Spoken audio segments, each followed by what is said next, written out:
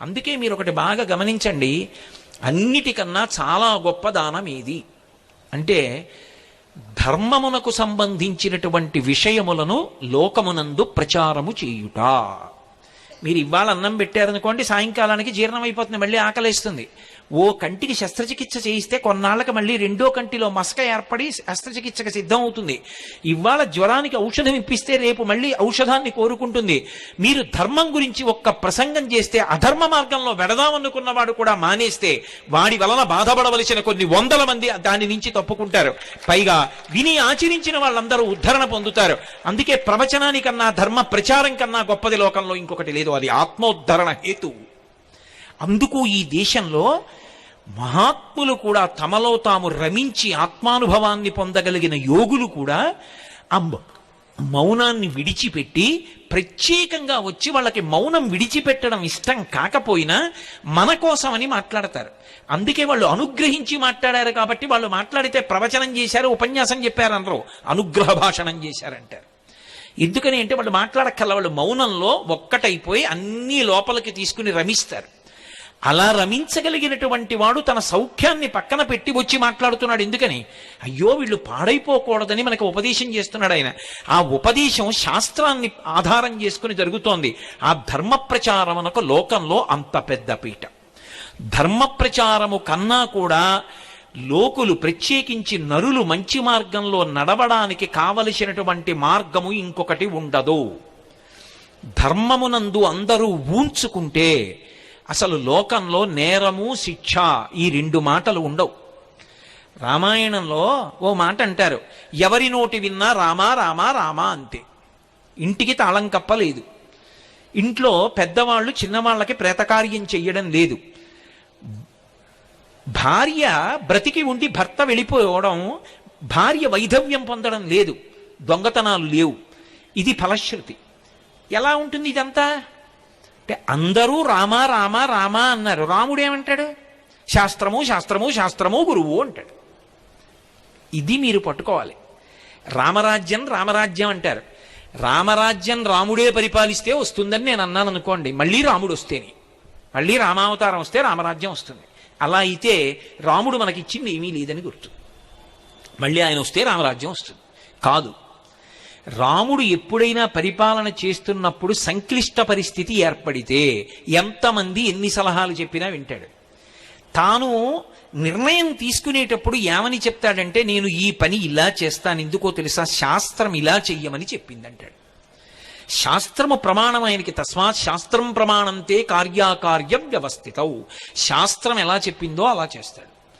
శాస్త్రం ఎలా చెప్పిందో అలా చేసినటువంటి రాముని యొక్క పరిపాలన యందు ఎవ్వరూ బాధపడకుండా ఉన్నారు అంటే నువ్వు కూడా శాస్త్రమును ప్రమాణంగా చేసుకుని పరిపాలన చేస్తే అప్పుడు కూడా రామరాజ్యమే వస్తుందని చెప్పాలి. అంతేగాని రాముడు వస్తేనే రామరాజ్యం వస్తుందంటే రామరాజ్యం రాముడు వచ్చేదాకా రాదు అని మంగళకర వాక్కు. కాబట్టి సా శ్రద్ధ కలితా సిద్భి యయా వస్తూపలభ్యతే. బాగుందండి, మీరేదో తలకొట్టుకు చెప్తున్నారు, సంతోషం. కానీ శ్రద్ధ కలగకపోతే ఎంత మీరు చెప్పినా ఇక్కడ విన్నప్పుడు పోని మీ మీద ఎందుకు పెట్టడం? ఈ ప్రసంగం చేస్తున్నప్పుడు నాకు శ్రద్ధ ఉంది కానీ కిందకి దిగేటప్పటికి పోయిందనుకోండి, ఏదో దొంగతనం చెయ్యాలనిపించింది అనుకోండి, అప్పుడు ఎలా, ఎవరికి చెప్పను? మళ్ళీ బెంగళూరు వచ్చినప్పుడు మీకు చెప్పనా, ఏమండి దొంగ బుద్ధి గురించి మీతో చెప్పాను కానీ ఆ రోజు సభ నుంచి వెళ్ళగానే ఏదో చిన్న వస్తువు ఎత్తుకుపోయాను సుమండి, అది ఏమిటో మరి ఆ రోజే దొంగతనం చేశాను విచిత్రం అని మీకు చెప్పనా? కాదు, అలా చెప్పలేదు శాస్త్రం. శాస్త్రం ఏం చెప్పిందంటే నీ బలహీనత ఏది ఉందో దాన్ని బలహీనతగానే నువ్వు గుర్తించగలిగితే. ఆయన అలా చెప్తాడు కానండి, కళ్ళ ముందు దొరికింది ఎక్కడ వదిలేస్తామండి అన్నవాడికి భగవంతుడు ఏం చేస్తాడు? ఆయన అలా చెప్పాడు, అది సత్యం, నేను అలా తీసుకోకూడదు పక్క వాళ్ళది, కానీ దొంగతనం చేసేసాను, నాకు ఈ బుద్ధి పోవట్లేదు, ఏదో ఒకలా పక్క వాళ్ళది ఎత్తుకొద్దామన్న భావన ఉంటోంది. ఇది ఎలా అంటే ఎవరికి చెప్పమని చెప్పిందంటే, అసలు నీకు ఈ సంకల్పాలు రావడానికి కారణమైన మనసుని నీకు ఇచ్చినవాడు ఎవరు? భగవంతుడు. ఆయనకే చెప్పు. ఆయన దగ్గర చెప్పేటప్పుడు దాపరిక వద్దు. ఉన్నదున్నట్టుగా ఆయన ఉన్నాడు అని నమ్మి ఆయన దగ్గర కూర్చుని చెప్పు. అంతేకాని కాశీ నుంచి నేనే కొనుక్కొచ్చానండి విగ్రహం అంటే ఆయన పలకడం, అది విగ్రహం. కాదండి, అది నేను కాశీ నుంచి తెచ్చిన విగ్రహం కాదండి, అది పరమాత్మ అంటే అప్పుడు పలుకుతాడు. సత్యసాయిబాబా గారు ఒక ఉదాహరణ చెప్తుండేవారు. వెనకటికి ఓ పిల్లాడికి ఎప్పుడు చూసినా పూర్ణత్వమే అంటే అన్ని సున్నలే వచ్చేవి. ఎవరో ఒక ఆయన దగ్గరికి వెళ్ళి అడిగాడు, అలా ఉపన్యాసం చెప్పిన ఆయన, ఆయన నాకు మార్కులు రావట్లేదు, ఏం చేయమంటారు? విఘ్నేశ్వరుడిని పూజించబోయే. ఆయన విఘ్నేశ్వరుడు బొమ్మోటి పెట్టి అగరత్తుల పాపం 30 రోజులు తిప్పి పరీక్షకి వెళ్ళాడు, మళ్ళీ సున్నా. ఎందుకు ఇది? ఇంకో ఆయన అడిగాడు, ఏదో అమ్మవారిని పూజించు, శారదని పూజించు. ఈ విఘ్నేశ్వరుడిని అలా పెట్టేసి దూరంగా అమ్మవారిని తెచ్చిపెట్టి సరస్వతీదేవికి అగరత్తులు పెట్టాడు, మళ్ళీ రాలా, పక్కన పెట్టేశాడు. ఇంకో ఆయన్ని అడిగాడు, శివుణ్ణి పెట్టబోయే, జ్ఞానం ఇస్తాడు అన్నాడు. శివుణ్ణి పెట్టి అగరత్తులు ధూపం వేస్తున్నాడు. ధూపం వేస్తుంటే ధూపం ఎక్కడేశారో అక్కడే ఉంటుంది ఏమిటి, అది అలా పోతుంది గాలిలో పొగ వెళ్ళిపోయి. ఈయనకి మార్కులు ఇవ్వనటువంటి దేవుళ్ళు ఉన్నారే, విఘ్నేశ్వరుడును సరస్వతీదేవి, అక్కడికి పోయింది. ఈయన ఆ రోజున ఇలా ధూపం చూపిస్తూ ఇలా చూశాడు, అన్నన్నన్నన్నా ఒక్క మార్క్ ఇప్పించలేదు కానీ ధూపం పీల్చేస్తున్నారా అని గబగబా వెళ్ళి 2 ఉత్తరీయాలు తీసుకొచ్చి విగ్రహాల ముక్కులకు కట్టేశాడు. గభాలన విఘ్నేశ్వరుడు సరస్వతీదేవి లేచారు. లేచి ఒరే నిన్ను అనుగ్రహించామన్నారు. ఆయన తెల్లబోయి, ధూపం వేస్తే నాకు ఎప్పుడూ పలకలేదు, ముక్కులు కడితే పలికేదేమిటన్నాడు. ధూపం వేసినప్పుడు మేము విగ్రహాలని ధూపం వేసావు, ముక్కులకి గుడ్డ కట్టినప్పుడు మేము ఉన్నామని నమ్మి గుడ్డ కట్టేశావు, ధూపం పీల్చేస్తున్నామని. మేము ఉన్నామని నువ్వు నమ్మితే కదరా మేము అనుగ్రహించాము, మేము విగ్రహాలంటే నిన్నెలా అనుగ్రహించాం, విగ్రహంగానే ఉన్నాం. ఇవాళ ముక్కు గుడ్డ కట్టావు, మేము ఉన్నామని నమ్మావు, ఏ భావనతో కట్టావో, ఉన్నామని నమ్మావు, చాలు ఉన్నాం పలికాం, ఇచ్చి సంభో విద్య. అసలు వాడు ఉన్నాడని నమ్మితే కదా వాడికి చెప్పడం. నేను కాశీ నుంచి తెచ్చిన విశ్వనాథుడు అండి, తిరుపతి నుంచి తెచ్చిన వెంకటేశ్వర స్వామి విగ్రహం అండి, నేను ఏదో కంచి నుంచి తెచ్చిన అన్నపూర్ణ కామాక్షి విగ్రహం అండి, ఇవన్నీ నీ తెచ్చిన విగ్రహాలేనండి. కొంత అంటే నేను అన్నాను, ఎందుకు అండం, ఎందుకు ఆ మాట అండం వదిలిపెట్టేయండి. కానీ ఈ విగ్రహాలు అన్న మాట మీరు అన్నప్పుడు అవి ఎందుకు పలుకుతాయండి? అవి పరమేశ్వరుడు ఏంటి? అసలు శ్రద్ధే లేదు అక్కడే. కాదు, వాడు ఉన్నాడు, వాడు ఆ రూపంలో కూర్చున్నాడు నా ఇంట, నా స్వామి. అందుకే సుప్రభాతం పాడితే నిలబడి పాడతారు, ఏకాంత సేవ చేస్తే కూర్చుని చేస్తారు. సుప్రభాతం ఎందుకు చేస్తారంటే చటుక్కుని లోపలికి వెళ్ళకూడదు. చటుక్కుని లోపలికి వెళ్ళిపోయారనుకోండి, మీరు ఏమని అడిగారు? ఏకాంత సేవ చేసినప్పుడు అమ్మవారితో కలిసి పడుకోమని అడిగారా? అమ్మవారితో కలిసి పడుకున్నప్పుడు ఇద్దరు ఎలా ఉన్నారో చటుక్కుని తలుపు తీస్తే ఎలా? మనమే చెప్తున్నామా వెంకటేశ్వర సుప్రభాతంలో?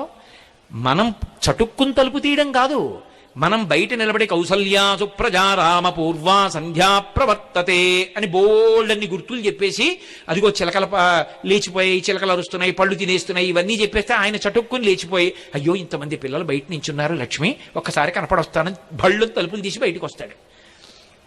అప్పుడు నిజంగా ఆయన బయటికి వస్తే భక్తులు అంటారు, కమలాకు చచూచుక కుంకుమతో నియతారు నితాతుల నీలతనో కమలాయ తలోచనలో కపతే విజయీ భవ వెంకట శైలపతే. మాకు విజయం ఇమ్మన్రో, నీకు విజయమగుగాక. ఎందుకని? సౌలభ్యం. ఆయన చటుక్కుని బయటికి వచ్చేయడంలో ఉత్తరీయం లేదు, జారిపోయింది. రాత్రి లక్ష్మీదేవిని కౌగిలించుకుని పడుకున్నప్పుడు అమ్మవారు అయ్యవారిని సంతోష పెట్టడానికి తన కుచుములకు అలదుకున్నటువంటి కస్తూరి ఆయన వక్షస్థలం మీద ఎర్రటి చుక్కలు కనపడుతోంది. అమ్మవారిని గాఢంగా కౌగిలించుకున్నవాడు అని తెలిసిపోతోంది. అసలే పోనీ నువ్వు కూడా ఎర్రగా ఉంటే గొడవ తెలిపోయేది, నల్లగా ఉంటావు. ఆ నలుపు మీద ఎర్ర చుక్కలు కనపడుతున్నాయి. అమ్మవారిని గాఢాలింగనం చేసుకుని పడుకున్నామని తెలిసిపోతోంది. చటుక్కున ఉత్తరీయం కూడా లేకుండా వచ్చేసావు. మా కోసం ఇలా వచ్చేసావా? అసలే మా కళ్ళంత మంచివి కావు స్వామి, కనురాపు తగులుతుందేమో. విజయీ భవ వెంకట శైలపతే. నువ్వు అది అనుభవించాలి. అందుకని ఓ గంట కొట్టో తలుపు తట్టో మెల్లిగా తలుపు తీస్తారు. అంటే ఏమిటి? వాడు ఉన్నాడు అన్న భావనేనా? అంతేగాని సుప్రభాతం నేను చదివానండినే కాదు. నువ్వు చదవగా తెర తీసేటప్పటికి వాడు కనపడితే నువ్వు తెర తీస్తే వాడు కనపడ్డాడు కాదు, నిన్ను అనుగ్రహించడానికి వాడు తెర తీశాడు. ఈ భావన ఉంటే ఆ తెర తొలగుతుంది. త్యాగరాజస్వామి వెంకటేశ్వర స్వామి దర్శనానికి వెళ్ళారు. ఏదో కారణం ఇప్పుడు కుదరదులేండి అని తెరవేశారు. ఆయన ఎవరికీ చెప్పలేదు. ఆయన అక్కడ కూర్చుని తెరదీయగరాదా అని కీర్తన చేశారు. స్వామి నీకు నాకు అడ్డు ఈ మాయా అన్న తెర ఎప్పుడూ ఉంది, తెర తీయవా అని అడిగారు. భళ్ళు అని తెలుసుకుంది తెర. ఇప్పుడు తెర ఎవరైనా తీసి దర్శనమిచ్చారా? తెర ఆయనే తీయించి దర్శనమిచ్చాడా? తెర తీసి దర్శనమిచ్చారని అనకూడదు, తెర తీయించి దర్శనమిచ్చాడనాలి. నువ్వు పాడిన సుప్రభాతానికి ఆయన అనుగ్రహించాడు. ఆ భావన లేనప్పుడు ఎన్ని మాటలు సుప్రభాతానికి అడితే నీకు మనసులో ఆ పండిన అనుభూతి కలుగుతుంది. వాడు ఉన్నాడు అన్న భావన నీకుంటే మళ్ళీ వెనక్కి రండి. ఇదంతా ఎందుకు చెప్పానంటే నీకు మనసిచ్చిన వాడు వాడే కాబట్టి వాడికి చెప్పు ఆ మాట. ఈశ్వర శ్రద్ధ ఉండాలని మీరు చెప్పారు, దొంగతనం చెయ్యొద్దని చెప్పారు, పరమాద్భుతమైన ఈ శరీరాన్ని ఇచ్చారు, దీన్ని 7 ధాతువులతో కప్పారు. చర్మము, రక్తము, మాంసము, కొవ్వు, అస్థి, శుక్ల, మేధ. చర్మం మీద ఒక్క పిసరు ఇలా తొలగితే ఈగలు, దోమలు, చీమలు పట్టి పీకేస్తాయి, రక్తం కారిపోతుంది. ఎంత అద్భుతంగా పెట్టావయ్యా ఈశ్వర ఈ చర్మాన్ని. చిన్నప్పుడు నా చెయ్యంతున్నాను అప్పుడు పెట్టిన చర్మం. ఆ తర్వాత 6 అడుగులు పెరిగాను. ఆ చర్మం సాగిపోవడంలో ఎక్కడా పట్టుని పగిలిపోలేదు, అలా అందంగా సాగిపోయింది. అంతేగాని పెరుగుతున్నాడని బయట నుంచి చర్మం తెచ్చి అతికించలేదు ఎవరు. ఎంత గొప్పగా పెంచావయ్యా ఈ శరీరాన్ని. 10 గోళ్ళు సమానంగా పెరుగుతాయా? వెంట్రుకలన్నీ సమానంగా పెరుగుతాయా? ఆకలేస్తే లోపల మంట పెడుతుందా? దాహం వేస్తే నీళ్లు కావాలని అడుగుతుందా? కడుపు నిండిపోతే త్రేణు పొచ్చి ఇంక చాలే లోపల పొయ్యకని చెప్తున్నావా? నిద్రపోతే ఊపిరి తీస్తున్నావా? ఈశ్వరా నీకు నేనేమిచ్చి నీకు ఉపకారానికి రుణం తీర్చుకోను. అందుకే అసలు దొంగతనాల కల్లా పెద్ద దొంగ ఎవరో తెలుసా అండి? దొంగతనాలు చేసేవారికి నాయకుడు ఎవరంటే పరమేశ్వరుడు. ఇదేమిటండి మళ్ళీ మీరు ఇలా అంటారంటారేమో. నేనంటలేదు, వేదం అంది. తస్కరాణం పతయే నమో నమో అందా లేదా? ఎవరు దొంగ? మనకి తెలియకుండా చేసినవాడు దొంగ. ఎత్తుకుపోయాడో ఇచ్చాడో ఏది చేసినా దొంగతనం. ఎవడో తెచ్చి మా వీధిలో ఓ బియ్యం బస్తా పెట్టిపోయాడు. ఎవరు పెట్టారు ఎవరు పెట్టారు ఎవరు పెట్టారు ఎవ్వరికీ తెలియదు. పోని పక్క వాళ్ళ కోసం పెట్టాడేమో అనుకుందామంటే చాగంటి కోటేశ్వరరావు గారి కొరకు అని రాసి అక్కడ బియ్యం బస్తా పెట్టాడు. అనుగ్రహించాడు ఈశ్వరుడండి. తాడేపల్లి రాఘవనారాయణ శాస్త్రి గారు తెల్లవారితే శారదా నవరాత్రులు, బియ్యం గింజలేదు, ఏం చేయాలి? ఆయన కూర్చుని లలితామ్మవారి ముందు కూర్చుని ధ్యానం చేస్తున్నారు. రాత్రి ఎదురుగుండా రైస్ మిల్, మీరు ఇప్పటికీ వెళ్ళి చూడొచ్చు, ఎక్కడి నుంచో పెద్ద బండి వచ్చింది. తాడేపల్లి రాఘవనారాయణ శాస్త్రి గారు ఇల్లు ఎక్కడ అన్నాడు. అదే ఇల్లు అన్నారు ఆ రైస్ మిల్లో. ఈ బండిలో బియ్యం, పప్పులు, ఉప్పులు, మిరపకాయలు, చింతపండు అన్ని పంపించారు. ఎవరు పంపించారు? ఎవరో పంపించారు లేవయా. ఏదో ఊళ్ళో ఉన్నారు. శారదా నవరాత్రులకి ఆయన నిర్వహించడానికి కావలసిన సంబారాలన్నీ ఇచ్చారు. తలుపేసింది, రేపు పొద్దున్న కాస్త ఇచ్చేయండి, మీ బండి దింపేస్తాను తొందరగా వెళ్ళిపోవాలని. ఇవి తాడేపల్లి రాఘవనారాయణ శాస్త్రి గారు శారదా నవరాత్రులు చేయడానికే ఇచ్చారు, ఆయన కోసం కాదు. ఆయనకంటే ఆయన పుచ్చుకోరు, అందుకే ఇచ్చారని చెప్పండి, రేపు ఇచ్చేసేయండి అని చెప్పి వెళ్ళిపోయాడు బండి వేసుకుని. ఎవరు పట్టుకొచ్చి ఇచ్చారు తెలియదు. తెలియకుండా ఇచ్చిన దొంగే కదూ. ఆయన ఎవరో తెలియదు, ఎప్పుడు చెప్పడం. తెలియకుండా పట్టుకుపోయినా దొంగే కదూ. నాకు తెలియకుండా నాలో కూర్చుని నా ఊపిరి తీస్తున్నావా? అది తీసి విడిచిపెట్టబట్టే కదూ బాగున్నారా బాగున్నారా బాగున్నారా అని అడుగుతున్నారు. అది ఆగిపోయింది అనుకోండి, బాగున్నారా అని అడిగేదేవడిగా. కొత్త కర్రలు తెచ్చి కట్టేస్తారు కొత్త బట్టేసి. కానీ బాగున్నారా బాగున్నారా అంటే ఊపిరి తీస్తున్నాను కాబట్టి. అది నేను తీసేటట్టయితే, నేనే ఊపిరి తీస్తున్నాను అనుకోండి, అప్పుడు ఊపిరి ఆగిపోయిన వాళ్ళందరూ అమాయకులై మర్చిపోయాడు ఊపిరి తీయడం. ఎందుకు ఊపిరి ఆగిపోతోంది అంటే తీస్తున్నవాడు వేరొకడు ఉన్నాడు, వాడు శాసనం చేశాడు ఇంకా తీయద్దని, ఆగిపోయిందంతే. వాడు లోపలుండి తీస్తున్నాడు. అదే శంకరాచార్యులు వారు అంటారు, యావత్ పవనో నివసతి దేహే తావత్ పృచ్యతి కుశలంగేహే గతవతి వాయో దేహాపాయే భార్యాభిభ్యతి తస్మిన్ కాయే. వాడు లోపల కూర్చుని నాకు తెలియకుండా అన్నీ చేసేస్తున్నాడు. నేను తినేస్తే అహం వైశ్వానరో భూత్వా ప్రాణినాం దేహమాశ్రితః ప్రాణాపాన సమాయుక్తం పచాన్యన్నం చతుర్విధం. అన్నిటినీ జీర్ణం చేసేస్తున్నాడు, ఊపిరి తీసేస్తున్నాడు, నెత్తురు కరిపేస్తున్నాడు, ఊపిరి ఒకే వేగంతో తీయిస్తున్నాడు. ఎక్కడున్నాడాయా వెంకటేశ్వర స్వామి వారంటే అన్నమాచార్యులు వారు చెప్పారు. ఆయన అన్నారు ఆనంద నిలయంలో ఉన్నాడండి, 6 అడుగుల విగ్రహం. ఆయన అనలేదు. ఆయన అన్నారు వడిబాయక తిరిగే ప్రాణబంధుడా అన్నాడు. ఒక వేగం మారకుండా లోపలికి వెళ్ళి బయటికి వస్తున్న ఊపిరుందే, తీయడంలో కష్టం వచ్చేస్తే ఎగూపిరి, తీయలేకపోతుంటే దిగూపిరి, రెండూ ఆయాసమే. ఆయాసం లేకుండా నాతో ఊపిరి తీయించి ఊపిరి విడిచిపెడుతున్నవాడున్నాడే, వాడు నా ముక్కు చివర కూర్చున్న ప్రాణబంధుడు, వాడే వెంకటేశ్వరుడు. అది తత్వం. కాబట్టి ఇప్పుడు వాడు ఉన్నాడు అనేటటువంటి నమ్మకం, ఆ భావన, దానికి శరీరమే సాక్షి. అది శౌచం. నిన్న మీతో నేను మనవి చేసింది. ఇప్పుడు ఆయన నా పూజామందిరంలో ఉన్నాడు, అవి విగ్రహములు కావు, నా తండ్రి.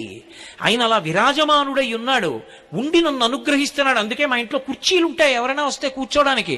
సింహాసనం ఒక్కటే ఉంది పూజ గదిలో. సింహాసనంలో మాత్రం ఎవరూ కూర్చోరు. ఎంత ఆత్మీయులు రానివ్వండి, సింహాసనంలో కూర్చోండి అని నేను కూర్చోబెట్టను. సింహాసనంలో కూర్చునేది నా ఇంటి పరిపాలకుడు, నా స్వామి కూర్చుంటాడు. ఆయన నాకు పరిపాలకుడు.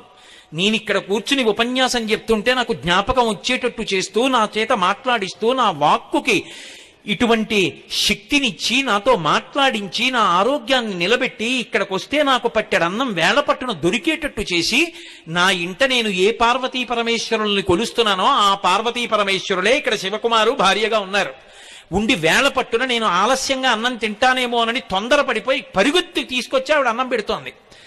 అయ్యో వీడు పై ఊరు ఎడుతున్నాడని నా తల్లి వెంటబడి అన్నం పెడుతోంది ఆ రూపంలో. పెట్టకపోతే ఈ ఉపన్యాసం ఎలా చెప్తాను?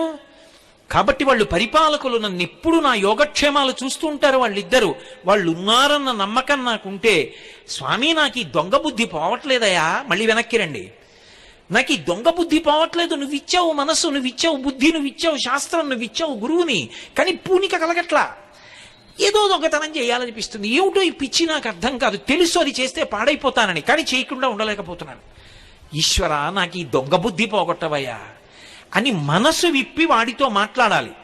అలా మాట్లాడితే మీ బలహీనతని వాడికి చెప్తే శరణాగతి చేశారంటారు. అది శరణాగతి. నయ్యితి నయ్యితి నయ్యితి అన్న సాధనా మార్గం ఎక్కడికి వెడుతుందో శరణాగతి మార్గం అక్కడికే వెడుతుంది. అందుకే శరణాగతి అంత తేలిక కాదు. ఈశ్వరుడితో బలహీనత చెప్తారు, చెప్తే శరణాగతి అవుతుంది. అందుకే చూడండి, ధూర్జటి చెప్తాడు పరమశివుడితోటి, తమకంబొప్ప పరంగనాజనుల పరద్రవ్యంబులన్ మృత్యులింగ మహోద్యోగము చేయునెం మనము, దానిం బట్టి వైరగ్య పాశంబులం చుట్టి బిగించి నీ చరణస్తంభంబునం కట్టివైచి ముదంబెన్నడు కల్గజెయ్యగదవో శ్రీకాళహస్తీశ్వర అన్నాడు. దొంగతనం మీదే మాట్లాడాడు. ఈశ్వర నా మనసు ఒక పెద్ద దొంగ, నువ్వు పరిపాలకుడవు. ఇందాక ఓ మాట అన్నాను కదా, ఆయన దొంగ అన్నాను కదూ. ఆయన దొంగ అని ఎందుకన్నానంటే తెలియకుండా ఉపకారం చేస్తున్నాడు కదూ. ఇన్ని ఉపకారాలు చేస్తున్న వాడిని చూడాలనిపించదండి? ఎవడో జీవితంలో ఏమండి మీకు పాపం రైల్లో పెడితే అలిసిపోతారని విమానం టికెట్ పంపించారండి, దీని మీద ఎవరు పంపించారండి అంటే, ఎవరో బెంగళూరులో ఫలానా ఆయన్ని రైల్లో రావద్దని చెప్పండి, విమానంలో రమ్మనండి అని టికెట్ పంపించారండి అన్నారనుకోండి, నేను బెంగళూరు రాగానే ఏమంటాను? ఎవరండి అంత ప్రేమగా నాకు ఆ టికెట్ పంపించారు, ఎవరండి ఆయన? ఈయనేనండి అంటే పరమ ప్రేమతో, అయ్యా ఎంత ప్రేమ మీకు నా మీద అని అంటానా? అన్నా. ఒక్క ఉపకారానికి ఆయన్ని చూస్తే నేను అంత సంతోషపడిపోతే, ఇన్ని ఉపకారాలు నిరంతరం చేస్తున్న భగవంతుడు కనపడకుండా ఉంటే దొంగలా, కనపడాలని నేను కోరుకుని పరిగెడితే తప్పుందా? వాడు ఎక్కడ దొరుకుతాడు? ఇక్కడ దొరకడు. పైన ఎక్కడ దొరుకుతాడు? ఇక పారిపోవడానికి అవకాశం లేకపోతే దొరుకుతాడు. నేను పరిగెడితే వాడు కనపడకుండా పరిగెడితే పరిగెత్తి ఎక్కడికెళ్ళి దాక్కోవాలి? ఏది కనపడితే అందులో దూరిపోతాడు. కాబట్టి ఆయన ఏం చేశాడు? గర్భాలయంలోకి దూరిపోయాడు. గర్భాలయానికి వెనక తలుపు ఉండదు. నేను వచ్చేసాను. ఇప్పుడు ఆయన ఎక్కడికి పోతాడు? అలా నించున్నాడు. ఇప్పుడు నేనన్నాను, దొంగ ఇన్ని ఉపకారాలు చేసి చూడాలనుకుంటే ఇక్కడ దొరికావా నాకు? గులు తిరిగిన దొంగ గూ వాడు గుడిలోనే దాగేనే గూ. అది అన్నమయ్య అంటే ఎంత హర్షం! అబ్బా, ఇన్ని ఉపకారాలు చేస్తున్న వాడిదిగో ఇక్కడ దొరికాడు, వీడు కనపడ్డం. జీర్ణం చేస్తున్నాడు, ఊపిరి తీయిస్తున్నాడు, శక్తిని ఇస్తున్నాడు, మాట్లాడిస్తున్నాడు, కవిత్వం చేయిస్తున్నాడు, బిడ్డల్నిచ్చాడు, ఉద్యోగం ఇచ్చాడు, డబ్బు ఇచ్చాడు, కనపడడే? ఇన్నాళ్ళకి కనపడ్డావయ్యా. ఎంత ఆనంద పారవస్యంతో కన్నుల వెంట నీళ్లు కారిపోతాయి. తస్కరాణం పతయే నమో నమో అంది యజుర్వేదం. అందుకే అటువంటి పరమేశ్వరుడు నీ ఎదురుగుండా ఉండగా వాడికి చెప్పు నీ మనసుని సంస్కరించమని. అందుకు చెప్పాడు ధూర్జటి, తమకంబొప్ప పరంగనాజనుల పరద్రవ్యంబులన్ మృత్యులింగ మహోద్యోగము చేయునెమ్మనము. మహోద్యోగం చేస్తోంది. ఎంత గొప్ప పని చేస్తోందో తెలుసా? నువ్వు ఇచ్చిన మనసు 2 దొంగతనాలు చేస్తుంటుంది. తమకంబొప్ప పరాంగనాజనుల పరద్రవ్యంబులన్, నా భార్య యందు నా కామ ఉంటే దోషం కాదు, పరకాంత కనపడితే నా కామము వారి యందు ప్రవర్తిస్తోంది. ఎంత తప్పు పని చేస్తోంది? దొంగ బుద్ధే కాదా? కాబట్టి దొంగ బుద్ధి నా మనసుది. పరద్రవ్యంబులన్, నాది కానిది పరుల ద్రవ్యాన్ని చూస్తే అది నాకు ఇస్తే బాగుండనిపిస్తోంది. దొంగ బుద్ధే కాదా? వాడు ఇవ్వకపోతే పట్టుకొచ్చేద్దాం అంటోంది, ఎలాగో అలా మోసగించి తెద్దామంటోంది. దొంగ బుద్ధే కాదా? పరాంగనా పరద్రవ్యంబులన్ మృత్యులింగ మహోద్యోగము చేయునెం మనము. నా మనసు ఇన్ని దొంగతనాలు చేస్తోంది. చెప్పేశానుగా దొంగతనం అని, దొంగని పట్టుకొచ్చి నీకు అప్పచెప్పానుగా. నువ్వు రాజువి, రాజశేఖరుడివి, నువ్వు చంద్రుణ్ణి ధరించిన వాడివి. శివ నువ్వేం చెయ్యాలి? దొంగని పట్టుకెళ్ళి ప్రభువుకు అప్పచెప్తే స్తంభానికి కట్టేస్తాడు. కట్టేయి నా మనసుని. బయట స్తంభాలకొద్దు, నీ చరణ స్తంభంబునన్ కట్టి వైచి నీ కాళ్ళు అన్న స్తంభాలకి కట్టేయి మనసుని. నీ చరణ స్తంభంబునన్ కట్టి వేస్తే ఈ దొంగ బుద్ధి పోతుంది. ముదంబెన్నడు కల్గజేయగదవో. నీ పాదాలు పట్టుకుంటే ఆ దొంగ బుద్ధి పోయి మనసుకి కలగవలసిన సంతోషం కలుగుతుంది. ముదంబెన్నడు కల్గజేయగదవో శ్రీకాళహస్తీశ్వర. ఎవరికి చెప్పాడు ఇప్పుడు దూర్జటి? ఊళ్ళో వాళ్ళకి చెప్పలేదు, కాళహస్తీశ్వరుడికి చెప్పాడు. దాపరికం లేకుండా చెప్పాడు. కాళహస్తీశ్వర శతకం ఏమి శతకం అండి అది నిజంగా. రోషీరో యదు కామినీ జనుల తారుణ్యోరు సౌఖ్యంబులన్ బాసీబాయద పుత్ర మిత్రధన సంపద్భ్రాంతి వంచాలతల్ కోశీకోయదు నామనంబకట నీకున్ ప్రీతిగా సత్క్రియలు చేసి చేయదు. దీని త్రుళ్ళనచవే శ్రీకాళహస్తీశ్వర. కాసేపు మంచి బుద్ధి పొందినట్టుగా ఉంటుంది. ఏమిటి సౌఖ్యాలు, ఏమిటి స్త్రీ సౌఖ్యం, ఎన్ని మాటలు అనుభవించాను, ఏడే పిచ్చి అంటుంది. మళ్ళీ సిద్ధం. రోషీరోయదు కామినీ జనుల తారుణ్యోరు సౌఖ్యంబులన్ బాసీబాయదు పుత్రమిత్రధన సంపద్భ్రాంతి వంచాలతల్ కోశీకోయదు. ఏం బిడ్డలంటుంది, మళ్ళీ తాపత్రయం. ఏం డబ్బు అంటుంది, మళ్ళీ దొంగతనం కోసం సిద్ధం. ఏమిటయా ఈ మనసుని నేను అణచలేకపోతున్నాను. కాసేపు బాగుంటుంది, కాసేపు పాడైపోతుంది, ఎప్పుడు నన్ను ముంచేస్తుందో తెలియట్లేదు. కాబట్టి దీన్ని త్రుళ్ళనచవే శ్రీకాళహస్తీశ్వర. దీని త్రుళ్ళు, దీని అల్లరి అణిచి ఇచ్చినవాడి నువ్వు కాబట్టి నీ మాట వింటుంది, తొక్కిపెట్టు. ఇంకా దూర్జటి నా మనసుని నువ్వు కట్టన్నాడు. అసలు శంకరాచార్యులు వారు శివానందలహరిలో చేసిన శ్లోకం పరమాద్భుతం. మా గురువుగారు అస్తమానం నాతో చెప్పుకు మురిసిపోతుంటారు. ఒరేయ్, ఈ శ్లోకం భారతీతీర్థ మహాస్వామి వారి దగ్గర చదివానురా, చదివితే ఇలా అన్నారా అంటే తప్పు చెప్పానేమో అని అనుకుని ఆగిపోయాను. ఆయన మళ్ళీ పిలిచి చెప్పమన్నారా, ఈ శ్లోకం మళ్ళీ గట్టిగా చెప్పాను.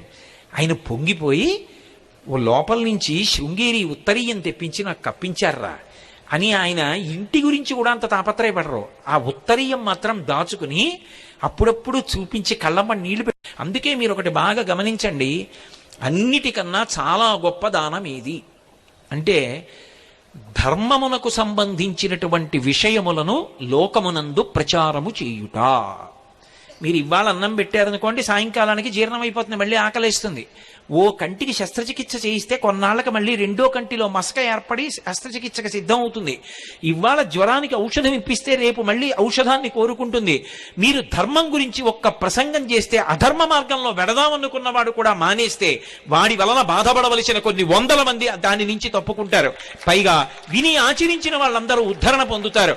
అందుకే ప్రవచనానికన్నా ధర్మ ప్రచారం కన్నా గొప్పది లోకంలో ఇంకొకటి లేదు. అది ఆత్మోద్ధరణ హేతు. అందుకు ఈ దేశంలో మహాత్ములు